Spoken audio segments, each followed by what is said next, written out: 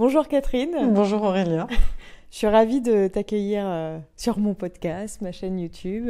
Moi Je aussi. suis ravie de pouvoir faire cet entretien avec toi. Donc on va pas faire comme si on se connaissait pas. On s'est rencontrés lors d'un atelier d'écriture dans une école d'écriture. Et tu as même été une de mes bêta-lectrices de mon roman. Ouais. Sauf que là, on n'est pas du tout là pour parler de mon roman. Et on est là pour parler de ton roman, Le temps que nous avons, qui est ton premier roman publié aux éditions Quartier Libre, qui vient tout juste de sortir. Et les éditions Quartier Libre, c'est une toute jeune maison d'édition. Oui, c'est le deuxième livre qui sort. Mais alors, avant de parler de ce livre en particulier, moi, j'aimerais bien un petit peu qu'on revienne sur ton parcours dans l'écriture. Quel est ton tout premier souvenir d'écriture? Comment ton amour de l'écriture a commencé? Mon premier souvenir d'écriture, c'est de taper à la machine à écrire, sur la machine à écrire de mes parents, à 6-7 ans, pour écrire ma propre histoire, qui devait être un conte, avec des princes et des princesses. Tu l'as toujours? J'en ai quelques-uns de contes de cette époque, oui. Et comment ça se fait que tes parents, ils avaient une machine à écrire? Parce que c'est quand même pas forcément l'outil qu'il y avait dans toutes les maisons. C'est des universitaires et ils tapaient leur thèse à la machine à écrire. Ok. Et comment ça s'est développé un petit peu ton amour de l'écriture? Je me souviens de randonner dans les montagnes avec mon frère vers 8-9 ans et de lui raconter les romans d'aventure que j'avais dans la tête et que j'écrivais un petit peu mais que je racontais beaucoup. Donc c'était déjà quelque chose qui était présent tout le temps et qui faisait partie de mes rêves, de mes envies, de mes occupations. Après, la lecture était très très présente, donc pour moi c'est une réponse à la lecture, en fait, l'écriture. Il y avait beaucoup de livres. Et ton frère était plus petit ou plus grand? 1 an de moins. Ok. Et lui, il adorait t'écouter? Oui, il me posait même des questions, il m'orientait un petit peu. Et après, tu les écrivais, les histoires que tu lui racontais ou pas? C'était l'idée, c'était l'envie, mais j'écrivais pas tout. Mon imagination allait beaucoup plus loin que l'écriture elle-même. D'accord, tu avais quand même des moments d'écriture un peu ou... Oui, j'avais des moments d'écriture, mais j'imaginais vraiment des romans déjà très, très grands. Et donc j'écrivais un chapitre, 2 chapitres, et puis ça s'essoufflait au bout d'un moment. À part les contes qui s'essoufflaient pas, donc j'ai fait un petit recueil de contes où j'ai dessiné, j'ai illustré moi-même les contes que j'avais faits. Et alors, quand est-ce que c'est devenu un petit peu plus sérieux en fait, ton rapport à l'écriture? C'était quand même déjà assez sérieux à ce moment-là, dans la mesure où j'imaginais que plus tard j'allais avoir une maison où au 2e étage j'écrirais mes livres. C'était précis. 2e étage. Au 1er étage, je les illustrais. Oui. Et au rez-de-chaussée, je les vendrais. Donc j'avais déjà envisagé toute la chaîne du livre. Chez toi? Chez moi. Et après, pendant l'adolescence, j'ai commencé à écrire des nouvelles. Donc ça a toujours été là, en fait. Mais toi, du coup, tu as eu envie de nouvelles avant de grands romans Non, j'ai eu envie de romans d'abord, mais j'arrivais pas à maintenir le souffle. Ouais. Donc, alors que les nouvelles, j'y arrivais. Tu te souviens de la première fois que tu as terminé une histoire? La première fois que j'ai terminé une nouvelle, je m'en souviens très très bien, parce que j'avais fait un plan, un peu comme une dissertation. J'étais d'ailleurs pas loin du bac ou juste après ou juste avant, je me souviens plus. Et j'ai écrit différentes parties et j'ai essayé de les emboîter comme un puzzle. Et puis tout d'un coup, il y a quelque chose qui a dépassé le plan et qui a emmené le récit vers une atmosphère que j'avais pas prévue. Donc c'est sorti de la maîtrise que j'essayais d'infliger avec le plan et ça s'est terminé comme ça. Et je me suis demandé, un peu déroutée, est-ce que je le laisse terminer comme ça? Et j'ai décidé que oui. Et donc c'était la première fois que j'avais expérimenté un texte qui se termine. Et le premier roman? Le premier roman, c'était en 2016. Donc c'est pas celui-là. Ok. Le premier roman que j'ai fini dans un tiroir. Et ça a duré plusieurs années d'écriture. Et donc comment ça s'est passé pour toi après avoir terminé cette première nouvelle?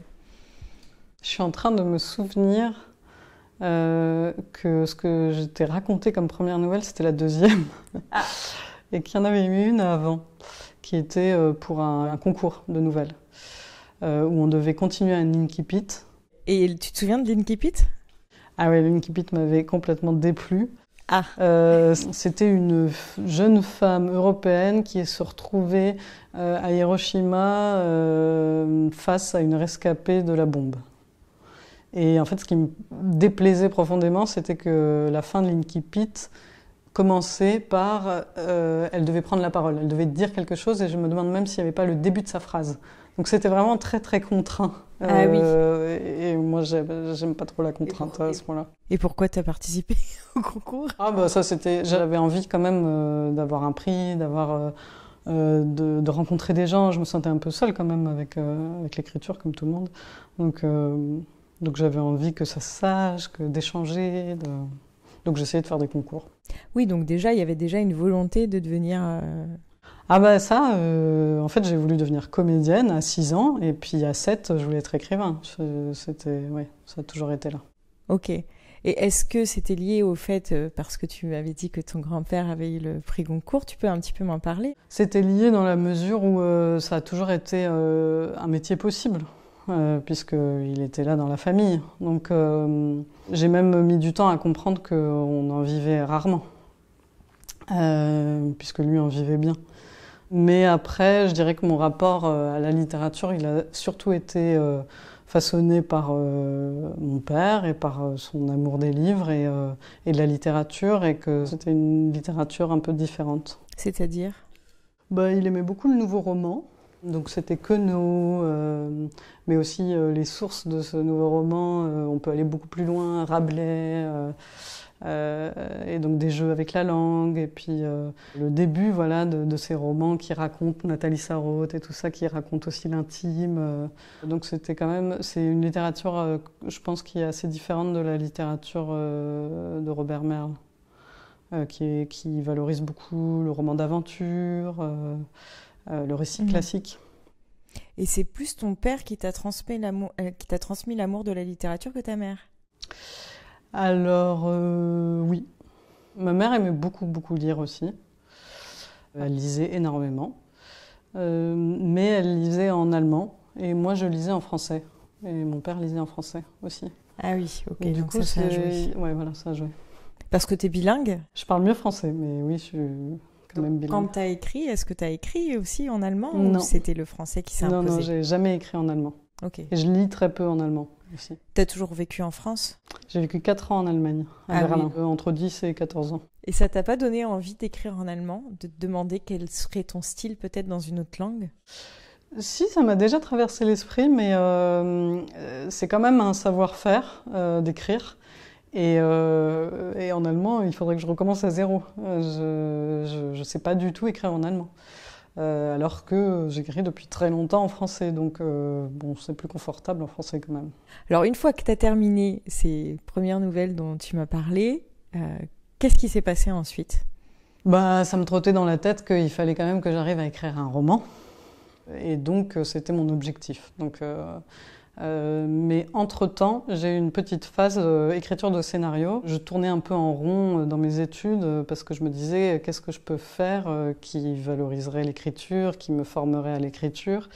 Et comme à cette époque-là, il n'y avait pas d'école d'écriture, et il n'y avait pas le parcours universitaire non plus, Paris 8, tout ça n'existait pas malheureusement.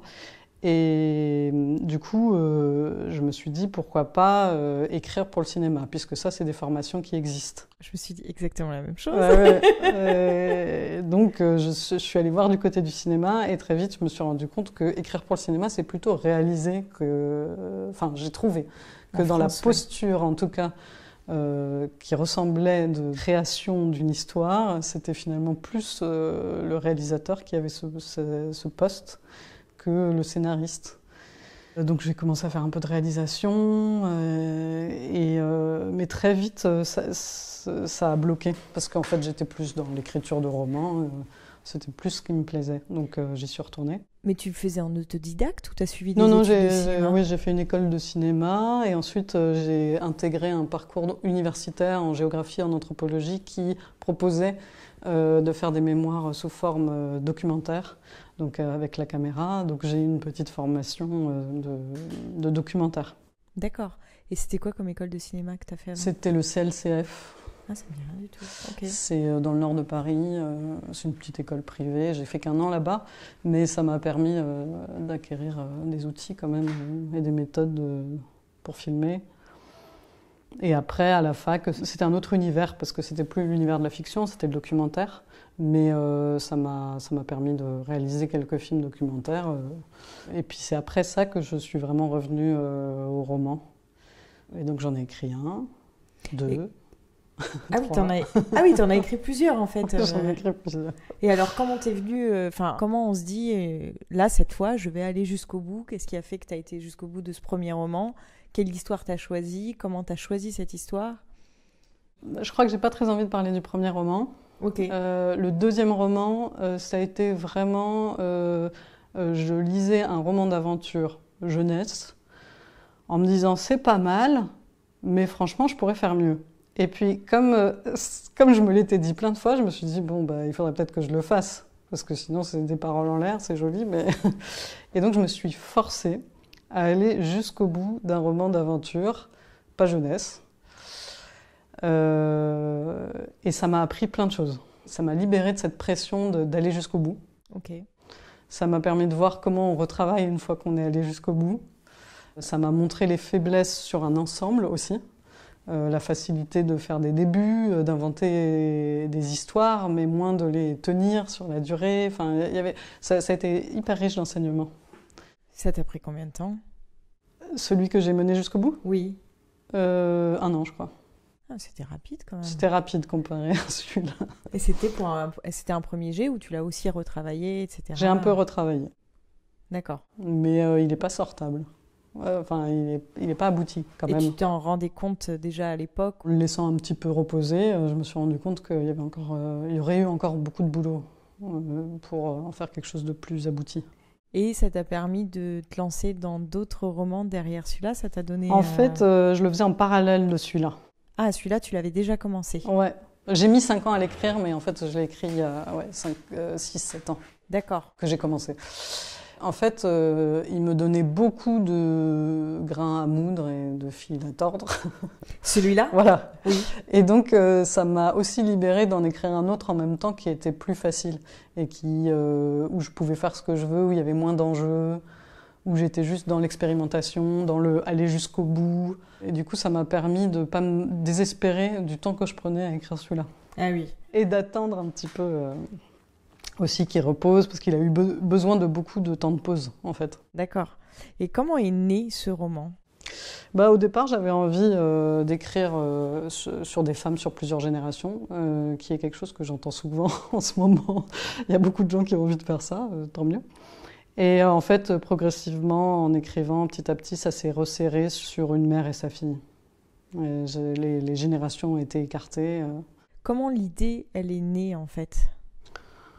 Elle est née je pense, d'un mélange entre une quête un peu des origines et de savoir d'où je viens, et puis ce qui est dans l'air du temps, quoi, de s'intéresser à ce qui fait les femmes, ce qui nous fait femmes, ce qui nous rend enfants, ce qui nous rend parents. Enfin voilà, il y avait à la fois l'inscription dans les générations et puis la féminité, la femme.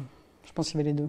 Et quand tu t'es lancée dans l'écriture, tu avais déjà une idée précise de ce que tu allais... En fait, pas du tout. Comment concrètement tu t'es mis à écrire ce texte? Pas du tout. En fait, entre la première version et la dernière version, il n'est pas resté un seul mot. Ok. Donc, ça a été un puzzle pendant longtemps. Et c'est seulement vers la fin, je dirais, je ne sais pas, au bout de 4 ans, que j'ai trouvé l'idée qui pouvait faire un fil rouge et plus un puzzle, et qui constitue la grande majorité de la trame de ce roman. Parce qu'au début, tu avais cette idée de parler de différentes générations de femmes, mais qu'est-ce que tu as commencé à écrire? Comment tu t'y es prise? Concrètement, j'ai écrit des bouts d'époque. Okay. Je suivais une femme à ce moment-là, et puis une autre femme à ce moment-là, et puis ça faisait comme ça un puzzle de plusieurs femmes sur plusieurs générations. Et t'écrivais pas dans l'ordre, en fait. Et j'écrivais pas du tout dans l'ordre. J'écrivais en fonction de ce qui m'attirait. Et comment t'arrivais à mettre l'écriture dans ton quotidien? Alors ça a été hyper varié parce que j'ai eu ma fille il y a 6 ans. Donc ça a été en fonction de la maternité, la grossesse, l'accouchement, les débuts de la vie, les premiers mois. Donc ça a été hyper en désordre. Je ne peux pas donner un plan précis. Seulement à la fin, donc quand elle a commencé à grandir, j'ai eu un peu plus de temps dédié vraiment à l'écriture. Mais j'ai aucune routine. Parce que quand tu t'es lancée dans l'écriture de ce roman, t'étais enceinte? Je sais plus si j'étais enceinte ou je venais d'accoucher, mais c'était à peu près en même temps. Et donc, du coup, c'était plutôt des espaces de temps que tu volais au Ouais. quotidien pour pouvoir écrire par-ci, par-là? Oui, mais alors ça, j'ai l'impression que c'est tout le temps comme ça. Ok. C'est-à-dire que même si c'est une majorité de temps dans la semaine, j'ai l'impression que c'est du temps que j'ai réussi à voler pour écrire. D'autant plus depuis que je suis chargée de famille. Et ça veut dire que c'est une envie soudaine d'écriture ou c'est juste que tu as du temps un peu là devant toi et donc du coup tu te mets à ta table? Ça fait quand même quelques années que j'organise mon temps de travail pour pouvoir avoir 1 ou 2 jours qui sont dédiés à l'écriture dans ma semaine. Et donc quand j'y arrive, c'est des jours très méthodiques où je suis devant mon ordi et où je travaille mon texte. Mais ça n'a pas toujours été comme ça pendant les 6 ans d'écriture de ce texte. Avant de te lancer dans l'écriture, est-ce que tu as l'idée de la scène que tu vas écrire? Est-ce que tu avais fait un plan justement en amont de ce texte? Ouais, j'en ai fait plein. J'en ai fait plein. En fait, il y a des moments, je trouve, dans l'écriture, il y a des moments de projection sur ce que j'ai envie d'écrire, mais sans l'écrire. Enfin, où je vais écrire une sorte de plan. Il faudrait que j'écrive telle scène. Et ça, c'est souvent dans les transports, ou dans les entre-deux, ou quand j'ai pas le temps d'écrire vraiment, mais que ça me travaille quand même. Après, il y a des temps de réflexion sur quelle direction il faudrait que je prenne pour le récit. C'est les temps de blocage, où ça rumine, etc. Ensuite, il y a des temps vraiment de relecture et de retravail du texte en lui-même, relecture, relecture, relecture. Et ensuite, il y a des temps d'écriture vraiment à proprement parler. Mais c'est un petit temps parmi tous ces temps, le temps d'écriture. Et toi, qu'est-ce que tu recherches dans l'écriture? Est-ce que c'est important qu'il y ait une histoire? Est-ce que c'est vraiment un travail sur la langue? Je dirais que ce qui est important aujourd'hui, c'est vraiment d'aller chercher une parole sincère en moi. J'ai l'impression, maintenant, ça n'a pas toujours été le cas, mais j'ai l'impression que quand j'écris, je vais forcément me tromper. Et il va y avoir tout un travail pour trouver où est-ce que je me suis trompée. Et aller là où je me trompe pas. Mais dans le sens que tu as le sentiment, une fois que tu as écrit quelque chose, que c'est pas tout à fait juste ou que c'est pas exactement ça que tu voulais dire. Voilà, que c'est pas là où ça me touche. Et que moi, je veux vraiment aller là où ça touche. Moi, j'ai été touchée. J'ai eu plusieurs fois les larmes aux yeux, en fait, en lisant ton texte. Puis forcément, je pense que quand on est une femme, la relation mère-fille, ça touche quand même la plupart des femmes, quoi. Mais pour avoir eu quelques lecteurs hommes, Oui. ça touche aussi les hommes. Donc ça touche, je pense, à l'enfant aussi, qui est en nous, et pas seulement à la femme. Ouais. Oui, alors ce texte a mis un certain temps à écrire, 5-6 ans, tu me disais. Et quand est-ce que tu as considéré qu'il était terminé? J'ai considéré qu'il était terminé quand j'ai commencé à l'envoyer aux maisons d'édition. Oui, mais alors avant Mais en de fait, l'envoyer... il n'était pas terminé puisqu'on a continué à travailler dessus. Avant de l'envoyer, je l'ai fait lire à pas mal de gens. Il y a eu un sentiment, moi, d'être arrivée à un certain point où j'avais besoin que ça devienne autre chose, d'avoir un échange avec l'extérieur. Ok. Donc je l'ai fait lire à des amis. Et puis j'ai pris les retours, j'ai retravaillé. Et après, je suis arrivée à un point où je me suis dit, il faut que je l'envoie.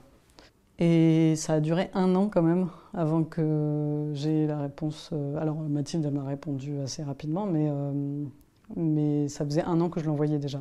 Et tu l'as envoyé, tu sais, à combien de maisons d'édition à peu près? Une quinzaine. Une quinzaine? Ah, c'est pas non plus énorme, quoi. J'avais vraiment ciblé. Et j'ai eu quelques réponses qui m'encourageaient à le retravailler. Et puis après, avec Mathilde, on l'a retravaillé pendant quand même 6 mois. Et c'est devenu ça, et c'est devenu mieux. Et comment vous avez travaillé justement? En quoi consistait le travail éditorial? Elle mettait le doigt sur des problèmes dans le récit, on va dire sur des choses qui méritaient d'être plus développées. Et comme on se comprenait très bien, moi ça me donnait l'énergie et l'envie pour me mettre à la tâche. C'est-à-dire que c'était quand même des points que j'avais perçus, mais j'en étais arrivée à un point où je ne pouvais plus toute seule. Et donc elle m'a redonné l'énergie avec un regard vraiment très constructif et très bienveillant pour retravailler vraiment jusqu'à ce que ça devienne satisfaisant pour toutes les deux. Il y avait plein de fois où, parce que j'ai dit que c'était des choses que j'avais perçues, mais parfois je n'avais pas mis les mots dessus ou je ne l'avais pas bien formulé. Et puis Mathilde, elle a vraiment très bien formulé, très bien ciblé. Et du coup, ça me facilitait aussi le retravail. Parce que je voyais très bien ce qu'il fallait que je fasse et comment il fallait que je le fasse. Et c'était un jeu de ping-pong qui était vraiment productif. Et quand tu as été acceptée en maison d'édition, alors est-ce que ça a été un mail? Est-ce que ça a été un appel? C'était un mail où elle me proposait qu'on se rencontre. Comment tu as réagi? Je l'ai lu 10 fois, je crois. D'abord, je n'y ai pas cru. Et ben après, j'ai dit oui. Et tu avais commencé à bosser sur un autre texte en parallèle de tes envois? J'ai toujours plusieurs textes. Après, c'est pas forcément, c'est pas des projets de romans forcément. Je suis toujours un peu en train d'écrire des choses. Du coup, il y avait d'autres choses en cours, mais qui n'étaient pas, c'était pas la préoccupation principale, on va dire. C'est quoi ta pratique de l'écriture? Je sais pas si elle est quotidienne, mais... Non, elle n'est pas quotidienne, malheureusement, j'aimerais bien. Mais non, c'est un peu ce que je t'ai dit tout à l'heure, il y a ma semaine de travail. Dans ma semaine de travail, j'essaye d'avoir 2 jours où je peux écrire, s'il n'y a pas trop de paperasse et de ménage. Et donc ma pratique, c'est vraiment de continuer les embryons de textes qui me portent et qui me donnent envie. Et aujourd'hui, tu es sur un autre roman? J'ai fini une première version d'un autre roman, mais il n'est pas abouti du tout. Et je ne sais absolument pas combien de temps ça va me prendre. Ouais. Là, il est en train de reposer. Et quand il repose, tu continues quand même à écrire d'autres textes, mais pas forcément dans le cadre de romans, quoi. Exactement. Là, j'en ai commencé un nouveau, mais en fait, c'est aussi en fonction du besoin. C'est-à-dire que, par exemple, je vais vivre une situation difficile dans mon travail, et ben, ça sort comme ça, à l'impromptu. Il faut que je l'écrive, en fait. Oui, donc c'est presque un mode de journal un peu aussi. Oui, j'ai une pratique du journal passé. C'est plus le cas maintenant parce que j'ai plus le temps. Mais quand j'étais jeune, j'ai écrit pendant des années un journal intime. Et j'ai aussi beaucoup écrit de lettres à ma cousine et à une amie. Et j'avais une grande pratique de la correspondance. J'ai écrit des lettres de 20, 30 pages. Et je pense que ça a beaucoup nourri mon écriture et ma façon d'écrire. Et je pense que ça a été mon plus gros travail de peaufinage de mon écriture. C'était dans les lettres et les journaux intimes.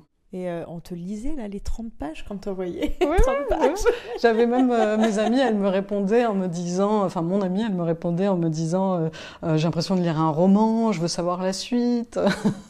Donc c'était rigolo. Mais qu'est-ce que tu racontais? Les histoires d'amour. Ah oui, ça t'intéresse. Et oui, tu les as gardées, toutes ces lettres, toutes ces correspondances? J'ai gardé mon amie. Donc, oui. Donc peut-être qu'elle a toujours tes lettres. Voilà, j'ai encore accès à mes lettres. Il y en a quelques-unes où j'avais du mal à les envoyer parce que je me disais c'est quand même pas mal écrit, c'est chouette. Et c'était presque des embryons d'histoire en vrai. Enfin, ah oui, d'accord. Okay. Voilà. Et du coup, parfois je picorais un peu dedans et puis je l'envoyais. Et puis il y avait un destinataire, comme si c'était un lecteur à qui tu écrivais un texte. Il y avait une lectrice qui en plus me répondait. J'avais des lettres moi aussi. Et elle t'écrivait autant? Alors non, mais c'est une amie allemande. Mhm. Et du coup, ce que j'aimais beaucoup, c'est qu'elle faisait l'effort d'écrire en français. Et dans ses lettres, il y avait beaucoup de germanismes et de métaphores quand elle connaissait pas le bon mot en français. Et du coup, c'était très poétique, un peu malgré elle, mais c'était très poétique et j'aimais beaucoup. D'accord. Tu cites pas mal de, comment dire, D'auteurs. d'auteurs dans ton roman. Pourquoi ces auteurs-là en particulier La plupart des autrices, parce que c'est beaucoup des autrices, mais pas que je cite, c'est des autrices que j'aime beaucoup Mhm. et qui ont marqué les dernières années de ma vie de lectrice et du coup qui ont marqué mon écriture aussi. Ouais. Mais d'ailleurs, moi, je trouve que ton livre, il pourrait un petit peu s'inscrire dans la lignée de... Alors, je suis pas sûre de bien prononcer son nom, de Audur Ólafsdóttir. Olafsdóttir. Ouais. Bah, c'est un beau compliment. Enfin, moi, voilà, je suis très admirative de ce qu'elle écrit. J'aime beaucoup ce qu'elle fait. Et je trouve ça incroyable, comme c'est très épuré en termes de sentiments. Et c'est-à-dire qu'elle va jamais donner une direction de quoi penser, quoi sentir. Et pourtant, ça foisonne. Il y a énormément de choses à penser et à sentir, enfin, pour moi. Et ça, c'est une vraie inspiration. Est-ce que on pourrait un petit peu revenir sur les différentes étapes que tu as traversées pour ce texte? Si tu sais un peu, même si c'est un peu flou. Ouais, c'est un peu flou. D'abord, il y avait l'idée, plusieurs générations de femmes. Mhm. Ensuite, il y avait un espèce de puzzle avec plusieurs tableaux. C'était un peu des tableaux. D'ailleurs, un des premiers titres, c'était Le Tableau. D'accord. Oui, parce que l'idée d'avoir plusieurs générations de femmes, ça fait pas forcément une histoire. Non. Quoi. Donc, Non. est-ce que tu avais une idée d'histoire, en fait? Parce que là, c'est plus une thématique. Non, j'avais pas vraiment d'histoire. J'imaginais que l'histoire pouvait, de façon abstraite, retracer la vie d'une femme à travers plusieurs femmes. Ok. Mais bon, c'est un peu conceptuel. Ouais. Et donc, c'était plusieurs tableaux. Et quand tu parles de plusieurs tableaux, t'entends quoi? C'était des scènes ou c'était des... Oui, c'était des scènes. Ok. Ouais. Des scènes de vie à différentes époques. Ouais, exactement. Ok. Et à différents âges de la femme. Ok. Enfants, jeunes, adultes. Et après, je suis partie d'un souvenir. Et en fait, j'ai imaginé J'ai resserré, en fait, comme on dit, en unité de temps, de lieu et d'époque. Et ça m'a permis de trouver une trame narrative. Mais il y avait encore des tableaux, encore des scènes. Et après, il y a eu le travail avec Mathilde, qui a permis d'aller plus encore dans la direction de cette trame que j'avais mis en place. Et on l'a consolidée, la trame. D'accord. Pourquoi est-ce que tu as choisi de situer ton intrigue dans cet hôtel de luxe Bah, c'est un souvenir de vacances. Voilà. Où j'ai trouvé que c'était très, on pourrait dire, très cinématographique, quoi. Il y avait une ambiance, une atmosphère. Il y a eu aussi un livre, mais malheureusement, je me souviens plus du titre. C'est une autrice italienne. L'histoire se passait dans un lieu de soins pour personnes âgées, les thermes, les choses comme ça. Et il y avait toute l'histoire qui était dans ce lieu et il m'a marqué par son efficacité. Et je me disais justement, c'est assez chouette d'avoir un seul lieu qui permet ensuite de s'évader. Mais si on a une base comme ça qui sécurise l'histoire, c'est plus facile. Oui, en fait, c'est comme si tu t'étais mis des contraintes, mais pour aller plus loin dans ce que tu avais envie de dire, en fait. Oui, on peut dire ça comme ça. Voilà, la contrainte aide à dire. Ouais, ça t'a permis de structurer plus ton roman, de choisir cette unité de lieu, en fait. Moi, j'ai trouvé que c'était très, très confortable, justement, d'être dans ce lieu. Oui. Ah ouais, on a envie de... C'est un peu cocooning, quoi. On a envie d'y rester, on a envie de s'y installer, ça a l'air beau, confortable. Enfin, tu vois, il y a un côté comme ça, quoi. Et je trouve que, justement, il y avait une vraie atmosphère. Les descriptions, c'est vraiment quelque chose que tu maîtrises bien, quoi. Et là, ça va être quoi, les prochaines étapes? Pour ce livre ou... Pour ce livre et avec l'écriture. Alors, pour ce livre, il y a différents salons. Il y a la soirée de lancement à la librairie des Caractères le 29 avril. Et ensuite, il y a des salons. C'est en train de se monter progressivement. Donc, il va y avoir des temps de lecture où je vais lire des passages, des temps d'échange. Je découvre tout ça, donc je ne sais pas plus que ça. Et puis j'espère qu'il y aura le deuxième. Moi, là, j'ai hâte de me remettre à l'écriture et d'aller vers le deuxième. C'est pas du tout la même chose, quoi. C'est plus de l'écriture là en ce moment, c'est vraiment de la promotion, mais c'est chouette aussi. Il va y avoir aussi tous les échanges avec les lecteurs. Et ça, j'en ai eu déjà quelques retours, le tien et puis d'autres, et c'est très émouvant. C'est très très émouvant même moi, de lire sur un livre. Oui. De me lire en livre, c'est déjà très émouvant. Les retours de gens qu'on connaît, mais de gens qu'on ne connaît pas aussi. Tu as eu déjà des retours de gens que tu connaissais pas ? Un petit peu. Okay. Je trouve ça vraiment chouette. C'est le texte prend son envol et chacun va y prendre ce qu'il veut dedans. C'est un cadeau. Ok, super. Écoute, merci beaucoup. Merci à toi. Et puis, bonne suite dans l'écriture, bonne continuation. Merci beaucoup. Le temps que nous avons. Une mère et sa fille se rejoignent pour quelques jours de vacances dans une résidence de luxe au bord de la mer Baltique. Quelques jours pour être ensemble. Mais la mère est dans ses pensées et la fille, elle, écrit. Et surtout, il pleut. Dans ce roman qui conjugue légèreté et mélancolie, Catherine Merle nous parle de l'amour d'une fille pour sa mère et des mots qui ne trouvent pas toujours leur chemin, même quand le temps se réduit. Avec une grande finesse, elle tisse la trame d'un texte à l'odeur de terre mouillée où vie réelle et fiction se font écho.